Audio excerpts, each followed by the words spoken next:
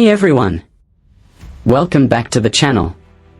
Today we are going to talk about a very interesting topic, SAP implementation. But you might be wondering, what are these Brownfield and Greenfield approaches while implementing SAP? And which approach is best for your business? So, if you want to implement SAP in your business, but are confused about which Brownfield or Greenfield approach to take, then this video is for you. Today we will break down these two approaches in easy language. First of all, what is a SAP? SAP is powerful business software that streamlines and optimizes your daily operations. That is, making managing your sales, inventory, finances, and more easier.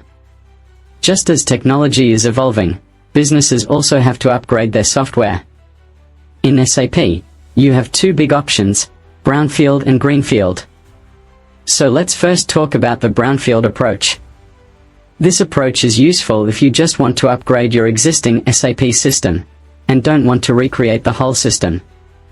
Meaning you keep your old data and settings safe and add some new features. The advantage of Brownfield is that this approach is done in less time and less cost, because your current processes remain the same, just the system is upgraded. Now let's talk about the Greenfield approach. It's a fresh start. Here you set up your system in a completely new way, adding new processes, new configurations, and new features. If your business has some outdated processes, Greenfield is the perfect chance to redressing and modernizing. But it may take more time and cost, but in the long term it can be very beneficial. Now the question comes, why are these two terms important? Every business has unique goals and requirements. If someone just wants to improve their exciting processes, Brownfield is perfect for him. And if you want to modernize your business completely, then you get the benefit of Greenfield.